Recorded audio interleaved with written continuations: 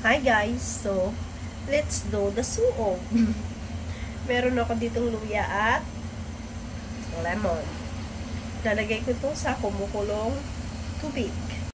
Ay, di pa pala nakulo, pero ilalagay ko na rin. Ayan, so lemon yan. Isang lemon lang, isa lang yung natira eh. So pakukuluan natin yan ng mga 10 minutes. So, dahil pang suob lang yan, hindi yan pwedeng inumin dahil yung lemon na yan ay mas matanda pa sa akin. So, matagal na. Matagal na yung lemon. Ayan. So, parang lagyan ko pala siya ng asin. Ng isang kutsarang asin. Ganun. Tapos, mamaya, lalagyan lang natin yan ng Vicks Pepper Rub. Kasi wala naman tayong kung ano-ano dito. Kaya, yan lang pwede kong ilagay. At makapagsuob na. Nagtagal kong hindi nakapagsuob. Last na nagsuob ako is, of course, nasa Pilipinas ako noon, no? Siguro mga 8 years ago. So, hintayin ko lang yan kulo-kulo para lumabas na syempre yung nung lemon tsaka luya. So, see you later. So, maglalagay po ako ng mga kalahati lang na kutsara. Yan. Para naman makahinga pa tayo. Baka mamaya, sobrang anghang, hindi naman na ako makahinga. So, ayan, ang tagal matunaw Tinanggal ko na kasi doon sa, tawag na to, siyempre sa kusina, sa kalan, kasi si amo ko magluluto na daw, diba? Sabi ko sa kanya, pasok ako sa kwarto, gagawa ako ng ritual, huwag mo akong istorbuhin, Alam mo ano sabi sa akin, baliw daw ako. Kasi, magre-ritual daw ako. So, this. I'm ready. O, diba? May pamalong tayo dyan. Saka may chair din yan dyan. So, para umpisahan na natin ang ritual. My God. Tagal-tagal ko na itong hindi nagawa at saka pag ginagawa ko to nagumagawa nito para sa akin. Ano ba yan? Pwede namang umupo, diba? Kasya yata yung upuan. Ano guys, ready na ba kayo? Umpisahan na natin ang ritual. Abrakadabra.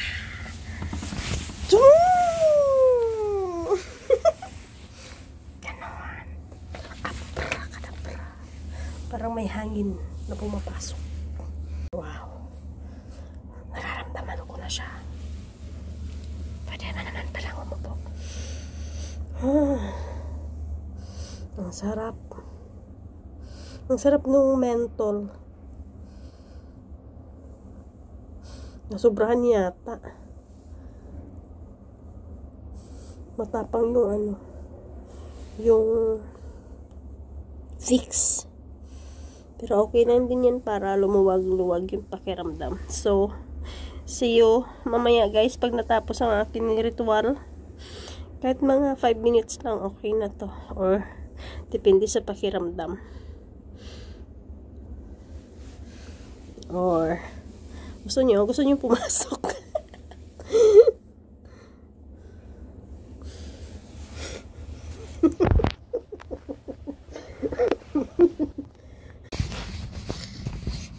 Hi there! Ang dami kong posisyon na ginawa. Kanina nakatayo. Tapos umupo. Umupo ako sa may, sa may chair.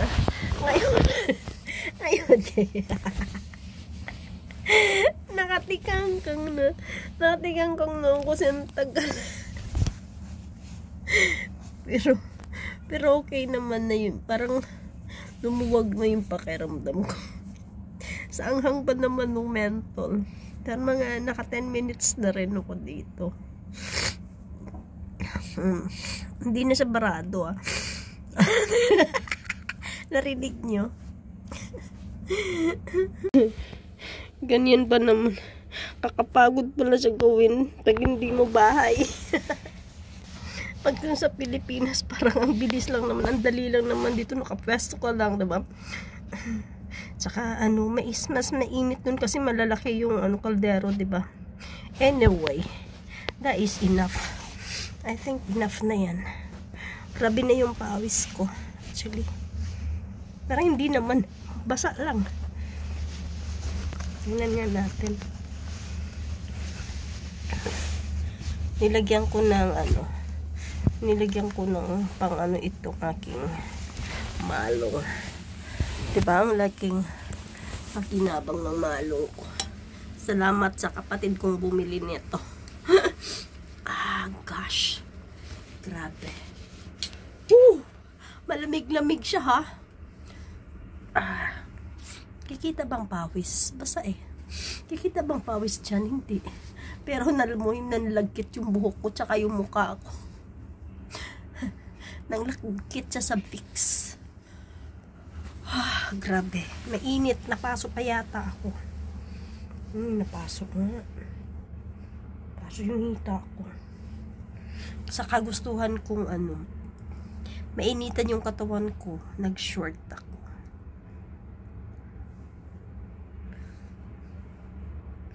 I miss my nanay. Time like this, I miss my nanay. Kasi nanay yung magawa nito. Pati yung biyanan ko. Tsaka yung mga naghihilot-hilot sa amin. Sila yung magsasuggest na isuob ka, ganun, pagka masama yung pakiramdam mo. I miss the feelings na nagsusuob din pala talaga. Minsan talaga, bago pa ako lamigin, may jacket na ako. So, ayan, dito muna tayo sa higaan. Para mula yung init, no? Ma-retain muna yung init sa katawan. Hindi ko pa nilabas yung yung pinag-suuban ko. Handyan muna siya. Nakadagdag pa yan ng warm sa kwarto kasi malamig yung kwarto ko. Nagsuob ako kasi masakit yung ulo ko kako, baka may nalapit pala. May kasamang binat. Kasi hindi ko naman alam kung basta kung makatulong lang naman, why not, diba? So, ganda siya, malamig. May menthol nga kasi, diba? Gawa nung sa Vicks. Itong Vicks na to, pinadala to sa akin ng anak ko. Malapit na nga itong mag-expired. Buti napakinabangan. At bihira nga talaga akong ubuhin. So, ngayon parang meron pa siyang konti. Kaya lang, masakit yung ulo ko. Ilang araw na itong masakit yung ulo ko. Kako, baka may kasamang binat. So,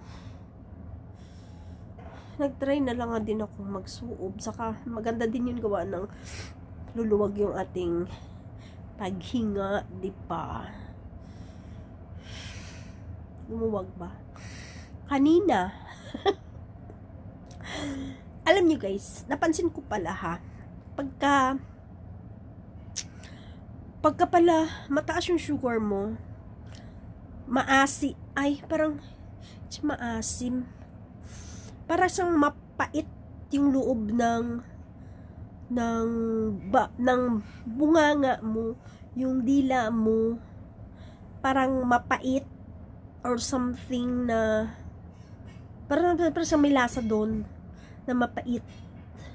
Kahit uminom ka ng tubig, kahit i-toothbrush mo pa yan paulit-ulit, gagasgas na lang siya, ganun pa rin talaga yung niya, yung yung lasa niya. Dahil nga parang komplikado na to sa akin, may ubot sipon, masakit ang ulo, mataas ang sugar,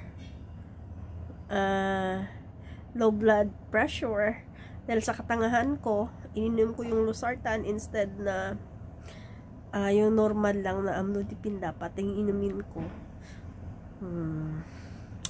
Gusto ko lang naman siyang bumaba kaagad, so lalo siyang na low blood. Minsan katawan natin kailangan natin magmatsyag kung ano yung mga kailangan gawin at hindi dapat. But hindi naman talaga natin malalaman kapag hindi nangyari sa atin, diba? So, lesson learned talaga sa akin. Alam ko naman yun na pag uminom ako ng losartan, talagang bababa ng sobra yung yung BP ko. But for this case, gawa ng may sakit ako, tumas pa yung sugar ko, medyo naging komplikado siya sa akin. Buti na lang wala akong sakit sa puso, diba? So, baga, kung ubot sipon lang, kering-kiri yun. Kaya lang, komplikado. Buti na lang, kahit na paano naman light lang. No? So, yung sugar nga, sabi nung kaibigan ko, is normal lang daw dapat yun. Kaya lang, nag-chill ako kasi first time din. So, kumbaga, parang komplikado lang din. So, I'm just posting this video for the record, na minsan kasi nakakalimutan ko din eh. So, ito siguro magsilbing aral din sa akin na wag masyadong matakaw porket may pagkain kakain, no? Or porket natakam kakain. Kasi talagang nag-crave ako nung mga nakaraan. Kung makita nyo yung mga last na mga videos ko, nakailang ulit akong kumain ng mga sweets. Mayroon pa yung mga hindi ko pinost kasi hindi naman lahat talaga ng ginagawa ko or kinakain ko is pinopost ko. Pagka napagtripan ko lang. Pero ang dami ko talagang kinain this past 2 weeks na nag-trigger kung bakit na-spike yung blood sugar ko. Sabi ko nga dun sa isa kong video nung kumain ako ng ice cream saka banana bread, nag-crave talaga ako nun ng sweets. So, after that, yung kasi yung kinain ko for 2 days lang yun. After that, as in madami pa akong kinain ng mga sweets pa rin. So, ito na pinaka last na talaga siya is kumain lang talaga ako nung mumurahin ice cream na binibili lagi ni amo. Kaya sabi ko nga sa kanya, sinisisi ko, mumurahin kasi nung ice cream na binibili mo, puro lang matamis. Pumili ka ako sa susunod yung mamahalin, pwede pa rin naman ako kumain. Pero yung mahalin, yung hindi tamis lang. Diba? Juicy. Binilhan na nga juicy pa. Pero actually, totoo talaga yun, guys. Yung mumurahin kasi, puro lang yun mga sugar, flavorings lang. Pero po yung tingnan nyo yung kaibahan ng mamahalin, yung label niya, tingnan nyo. Hindi ganun ka madami yung glucose nun. Yung sugar, yung content nun. Ayaw pa awat, kakain talaga ng ice cream. So, anyway, sana gumaling na ako. Bukas kaagad, kasi bukas is Sabado na. Sakit ng ulo ko kasi. Kung hindi yata sumakit talaga yung ulo ko, hindi ako magsusuob. Tamad kaya ako magsuob. Kasi yun nga, napapasok-pasok na ako. Parang maliit to. Sinisi na naman niya yung malong. Parang maliit yung malong. Hindi lang maganda yung pwesto ko. Bakit kaya ganun sa bahay? Hindi man ako kumot pala pag nasa bahay. Yung malaking kumot. Tapos kung upo ka lang doon, sila yung mag-a-adjust.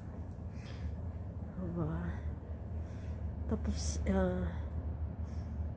no, ganun. Diba? Sa tagal, 8 years pa naman.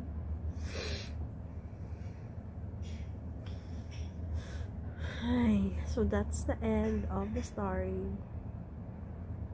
Ewan ko kung nasabi ko na lahat. Basta, yun yung nangyari sa akin.